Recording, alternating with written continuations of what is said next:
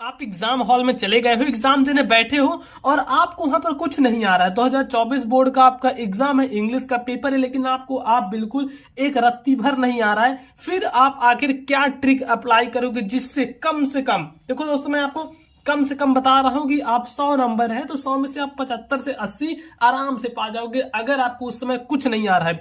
Board की copy पूरी आपके सामने है, इसमें मैं आपको बताऊंगा पूरा लिख कर, पूरा ये देखो जो पेपर है ना 2024 का, पूरा आपको बताऊंगा सॉल्व करके कि आपको बिल्कुल कुछ नहीं आ रहा है, मैं समझ लूंगा मुझे कुछ नहीं आ रहा है तो मैं सॉल्व करूंगा और आपको ट्रिक बताऊंगा कि क्या ट्रिक आपको अपनानी है।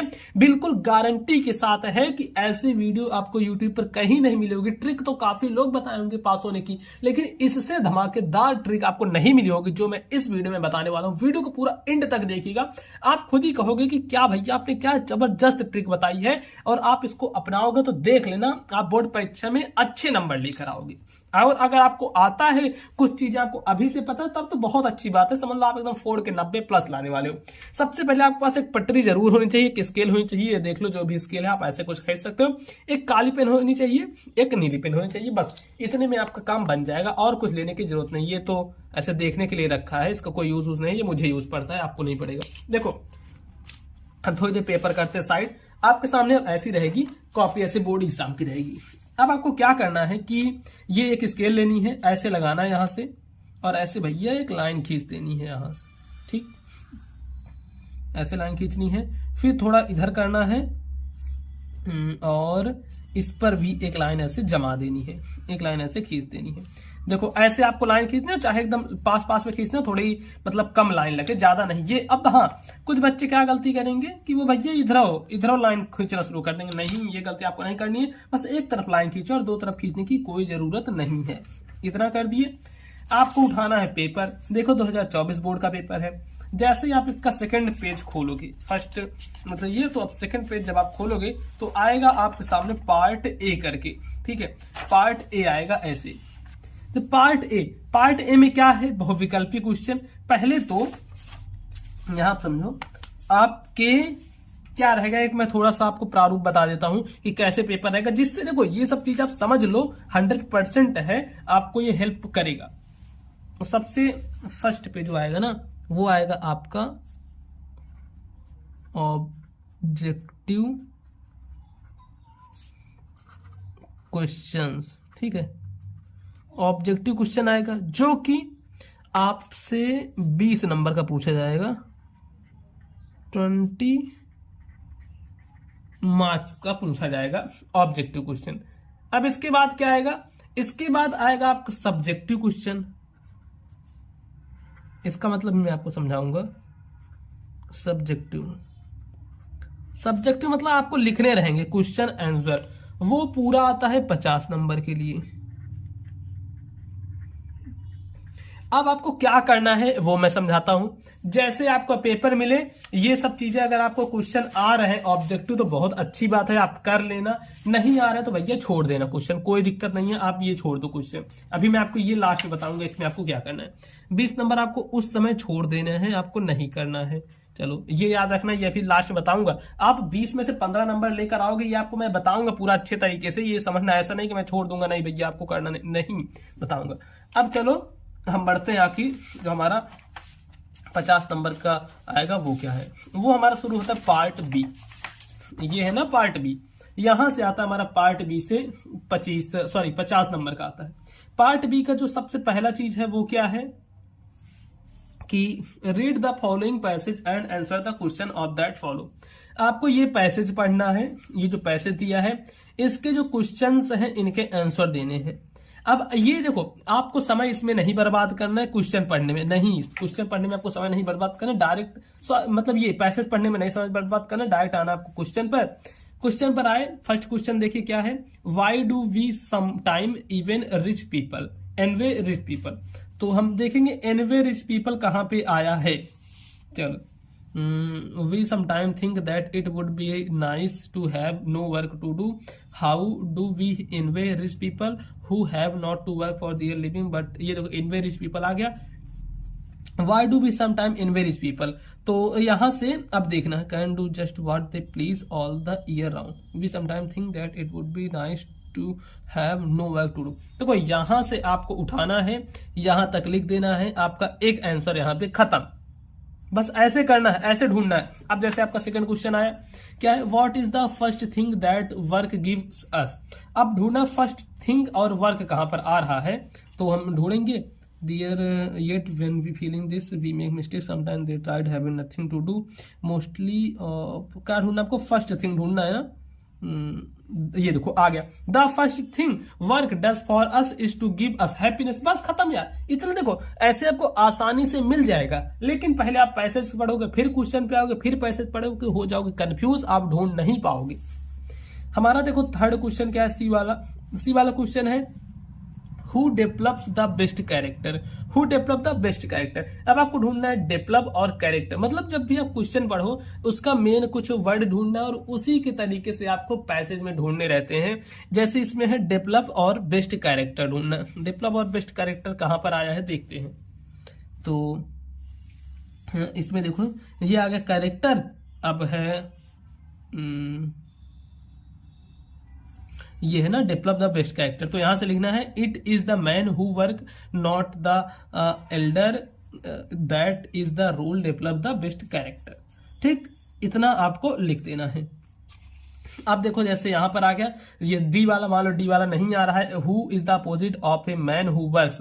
तो इसमें पूछा है कि एक इंसान जो कि काम करता है उसका अपोजिट क्या होगा, जो कि काम नहीं करता है, लेजी पीपल, वो हो जाएगा। नहीं आ रहा तो छोड़ दो, एक क्वेश्चन क्या आ जाता है। ठीक, इसमें लिखा है ना गिव ओनली वन वर्ड में आपको इसके आंसर लिखने। फिर आता है आपका राइटिंग का सेक्शन। देखो राइटिंग का सेक्शन में क्या है कि write a letter to your friend to invite him और her to attend your elder sister marriage. ये आप देखो लेटर में लिख सकते हो, नहीं तो आप देखो सेकंड थिंग क्या है लेटर में लिखने की, और करके, जो कि है write an application to the principal of your college that the college library is lacking its function. अब देखो यहाँ पे दो में से आप कोई सा भी एक कर सकते हो। मान लो आप एप्लीकेशन कर रहे हो और नहीं आ रहा है, तो आप आओगे ऐसे कॉपी में लिखोगे, यहाँ पर क्या आंसर था, आंसर नंबर 2 था, मतलब क्वेश्चन 2 था, तो आप डालोगे आंसर नंबर 2। ये आपको जरूर से डालना है। फिर आपको स्केल उठाने, भाई स्केल कहाँ गई हमारी, ये है, मिल गई। देखो स्केल उठाना है, स्केल से नीचे करनी है आपको अंडरलाइन, ऐसे कर दोगे आप अंडरलाइन। उसके बाद क्या कह रहा है यहाँ पे कि आपको एक एप्लीकेशन लिखना है, अपने एप्लीकेशन टू ए प्रिंसिपल को लिखना है आपके college that the college library is lacking it's functions. तो आप देखो कुछ चीजें जो है एकदम सेम लिखोगे, यहां पर डालोगे 2। ये इतना चीज आप रट लेना जितना मैं बता रहा हूं, टू द प्रिंसिपल, बस इतना ही चीजें हैं, the principal to the principal. अब आपको यहाँ पर कौन सा प्रिंसिपल है, मतलब जिस भी स्कूल का, तो आप डाल देना, जैसे हम XYZ कोई भी कॉलेज है, जो भी आपका जिला, जैसे मेरा जिला है प्रतापगढ़, तो मैं डाल देता हूं प्रतापगढ़। ठीक, आपका कौन सा जिला, आप मुझे कमेंट में बताना आप किस जिले से हो। अब इतना कर देना है। उसके बाद अब जो चीज मेन आती है, चाहे जो आपका एप्लीकेशन रहे, यहां पर देखो लिखा रहेगा इसमें कोई ना कोई सब्जेक्ट, जैसे किस पर लिखना है, टू योर कॉलेज दैट के बाद से जो है the college library is lacking its function. तो आपको यहां पर डालना सब्जेक्ट, सब्जेक्ट में आपको इंग्लिश नहीं डाल देनी है, सब्जेक्ट लिख देना है कॉलेज लाइब्रेरी प्रॉब्लम। ठीक है, क्योंकि कॉलेज लाइब्रेरी की प्रॉब्लम है, तो कॉलेज लाइब्रेरी प्रॉब्लम ऐसे कर देना। सब्जेक्ट क्या डाल दें हम, कॉलेज लाइब्रेरी प्रॉब्लम, इतना कर देना है। अब उसके बाद देखते हैं हम क्या करेंगे। फिर अब यहीं से आपको मान लो कुछ नहीं आ रहा भाई, इतना तो आपको ऐसे सेम एज इट इज डालना है। अब आपको एप्लीकेशन लिखना ही नहीं आ रहा, तो आप कैसे करोगे, आपको लिखना है ऐसे ही, सर रिस्पेक्टफुली। अब आपको जो भी एप्लीकेशन याद हो वो लिख देना है, और बीच में 2-3 जगह कॉलेज लाइब्रेरी और इसमें जो है लैकिंग फंक्शन, इन सब वर्ड का यूज कर देना अपने मन से ही। जैसे आप लिख रहे हो, मान लो बुखार वाले लिख रहे हो, respectfully I beg to say that, आप ऐसे लिखोगे ना, I beg to say that. अब इसके बाद आप लिख दो लाइब्रेरी, ठीक है, वहां फीवर जो लाइब्रेरी इज नॉट वर्किंग, ठीक। ऐसे ऐसे करके आप पूरा मतलब अपने मन से बनाते लिख जाओ चले जाओगे, और लास्ट में क्या करना है, लिख देना है थैंकिंग यू, ऐसे थैंकिंग यू, और यहां पर डाल देना है योर्स ऑबिडियंटली, ऑबिडियंटली। बस भाई ऐसे करना है, ये तरीका है जो कि अपना कर आप बोर्ड परीक्षा में अच्छे नंबर ला सकते हो। आपको क्या याद करना है, ये जो है ये आपको याद करना है, ये याद कर लेना है ये। अब इसमें बताओ कोई याद करने वाली ऐसी चीज है, नहीं है ना, बस आपको ऐसे बना के लिखना है। चलो आगे देखते हैं क्या आया। फिर आगे जब हमारा आ जाता है, मान लो कि कोई आर्टिकल निबंध लिखने का आ गया, right A report on the science exhibition in your college in about 80 to 100 word. चलो ये आगे लिखने का, लेकिन आपको वो भी नहीं आ रहा है तो कैसे करोगे, हम आते हैं अपने सेकंड पेज पर। आगे हम अपने सेकंड पेज पर, पहले तो आपको सेम चीज ऐसे कर देनी है कि लाइन खींचना है। लाइन खींचना जरूरी है, एक तरफ आपको खींचना ही खींचना चाहिए। तो चलो हम यहां पर खींच देंगे लाइन, ठीक है, यहां पर खींच दिया लाइन। अब लाइन खींचने के बाद क्या करेंगे, आपको लिखना है निबंध ना, और ये कौन सा क्वेश्चन है, थर्ड क्वेश्चन है, तो आप डालोगे answer number 3, answer number 3। Answer number 3 डालने के बाद आप इसके नीचे कर दोगे अंडरलाइन। अंडरलाइन करने के बाद क्या करोगे, आपका ये किस टॉपिक पे है निबंध, ये टॉपिक है right A report on the science exhibition. Science exhibition पर आपको रिपोर्ट लिखना है, और नीचे देखो इसी के नीचे आपको हिंट दिया रहेगा। हिंट मतलब कुछ ऐसे पॉइंट्स हैं, जैसे आपको डेट लिख देना है, इनॉग्रेशन लिख देना है, और मॉडल एग्जीबिशन लिख देना है। तो आपको ऊपर ऐसे देखो हेडिंग आपको कैसे बनानी है, लिखना है साइंस एग्जीबिशन, यही सेम चीज उतार देना है, ऐसे लिखोगे साइंस एग्जीबिशन, ठीक, साइंस एग्जीबिशन लिखना है। अब इसके नीचे आपको कर देना है फिर से अंडरलाइन, ठीक है, नीचे आपको ऐसे लाइन खींच देनी है। इसके बाद इसमें कुछ हिंट दिए गए हैं, हिंट को आपको ऐसे लिखना है, कैसे यूज करना है हिंट को आपको यूज कर, जैसे डेट इनॉग्रेशन, तो सबसे पहले डालोगे यहां पे डेट, इस तरफ डालना है ऐसे डेट, फिर आपको ऐसे लाइन खींचनी है, नीचे अंडरलाइन चाहो तो आप कर सकते हो। अब यहां पे आपको इसके नीचे से लिखना है, आपको कुछ आता पता नहीं है, आपको साइंस के बारे में कुछ आता है, आपको जो चीजें आती वही लिख दो, कि ऐसे लिख दो साइंस। अब उसके बाद कुछ नहीं आया, लिख दो फंक्शन, मतलब अपने मन से बना के, इज ऑन डेट, देखो डेट है कुछ भी डाल दो कि देखो हाँ एक चीज ध्यान रखना, गिनती वाली डेट मत डालना, ऐसे यहां पर डालना, जैसे ऐसे 22 अगस्त, मतलब ऐसे कुछ भी अपने मन से डालते चले जाओ। उसके बाद आना है आपको इसमें फिर देखना है कि आखिर सेकंड हिंट क्या है। सेकंड हिंट है इनॉग्रेशन, तो आपको फिर आना है यहां पर लिख देना है इनॉग्रेशन, यहां पर लाइन खींच देनी है। इनॉग्रेशन लिखने के बाद फिर नीचे भी आपको अंडरलाइन कर देनी है, इसके नीचे यहां पे, फिर अब इसके बारे में आपको लिख देना है, ठीक।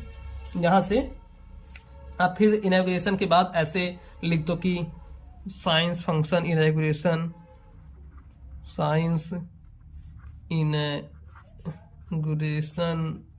ऐसे अपने मन से डाल दो, इंडिया इज ग्रेटेस्ट कंट्री, मतलब जो चीजें उससे रिलेटेड आपको थोड़ी बहुत लग रही हैं, पूरा ऐसे कर करके भर डालना है। कम से कम एक एक हेडिंग का 3-3 लाइन 4-4 लाइन ऐसे करना है। और यकीन मानो ऐसे करने से ना एग्जामिनर आपका पूरा नहीं पढ़ता, सिर्फ इतना ही देखकर आपको नंबर दे देता है। मान लो ये आपका आ गया, अब ये लिखने का क्या है कि ट्रांसलेट करने, ट्रांसलेट आपको नहीं आ रहा है, कुछ भी कोई भी चीज उठाओ, इसमें जैसे वर्षा है तो रेन आ जानी चाहिए, उसमें अच्छी है तो गुड आ जाना चाहिए, हरियाली है ग्रीनरी, मतलब बस ऐसे 2-3 वर्ड उसमें आपको दिखने चाहिए कि हाँ इस प्रकार से हो, तो आपको ऐसे कर देना है। क्वेश्चन आंसर वो आपको कर देने हैं अपने मन से, मान लो कोई नहीं आ रहा है तो उसी के वर्ड उठा के उसमें डाल देने हैं। चलो ये तो बात हो गई इतनी चीजें। अभी हम छोड़े थे एमसीक्यू क्वेश्चन जो कि गए थे हम लास्ट में बताएंगे, तो इसको समझ लो। और उससे पहले एक चीज बता दूं, अगर आपको कहीं भी कोई भी प्रॉब्लम है, अगर कांटेक्ट करना है तो इंस्टाग्राम पे आप मुझे मैसेज कर सकते हो, डिस्क्रिप्शन बॉक्स में लिंक है। बाकी उसकी आईडी यहां पर देख लो, मैं लिख दे रहा हूं, पीयूष मौर्य 1001। इस पर आप मुझे डायरेक्टली कांटेक्ट कर सकते हो। चलो ये तो हो गई खैर दूसरी बात। अब आते हैं हम एमसीक्यू क्वेश्चन कैसे करोगे। देखो जब आपका 1-2 घंटा बीत जाएगा तो कुछ ऐसी चीजें होती हैं कि आपको आसपास से थोड़ी ना थोड़ी हेल्प मिल जाती है एमसीक्यू क्वेश्चन, क्योंकि यार एक नंबर के क्वेश्चन है, आपको हेल्प मिल जाते कर देने हैं। नहीं तो आपको तुक्का मारना है, तुक्का ऐसे भी नहीं मारना है, आपको देखना है सबसे अलग जो भी एग्जाम्पल रहे उस पर टिक लगा देना है। किसी में हो सकता है और लगा रहे, किसी में ऐसे रहे question A and B both, तो इस पर आपको टिक लगा देना है आंख मूंद के। कोई ऐसा ऑप्शन आ सकता है ऑल ऑफ दीज, ठीक, इस पर टिक लगा देना है। या फिर आ गया नन ऑफ दीज। ये यार 99% चांसेस में ये सारे ऑप्शन सही होते हैं, तो इस पर टिक लगा देना है। बाकी इसी तरीके से करना है। बाकी आपके क्लास 10 के जितने भी सब्जेक्ट है, सारे सब्जेक्ट की तैयारी इसी चैनल पर कराई जा रही है, तो चैनल को आप लोग प्लीज सब्सक्राइब कर दो। वीडियो अच्छी लगी तो वीडियो को लाइक कर देना। अब